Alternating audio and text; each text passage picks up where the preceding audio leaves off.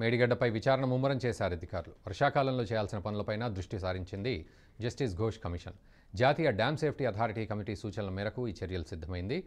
ENC నల్లా వెంకటేశ్వర్లను పిలిపించి అవసరమైన సమాచారాన్ని సేకరించింది కమిషన్. సమగ్ర నివేదిక ఇవ్వాలని వెంకటేశ్వర్లను కమిషన్ ఆదేశించింది. ఈఎన్సీ జనరల్గా పనిచేసిన మురళీధర్ను కూడా పిలిపించింది. తదుపరి పర్యటనలో మరికొంతమందిని విచారణ చేసే అవకాశం ఉంది. ఇప్పటికే పలువురికి సమన్లు జారీ చేసింది జస్టిస్ పీసీ ఘోష్ కమిషన్.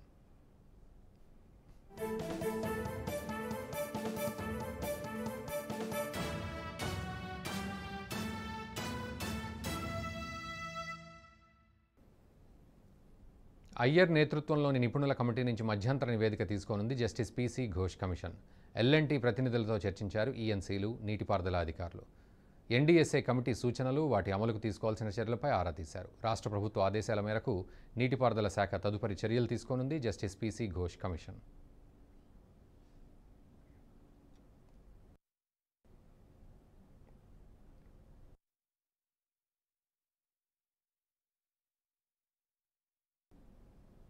రాష్ట్రంలో ఎప్పుడు ఎన్నికలు వచ్చినా అధికారం బీజేపీదేనన్నారు బీజేపీ రాజ్యసభ సభ్యుడు డాక్టర్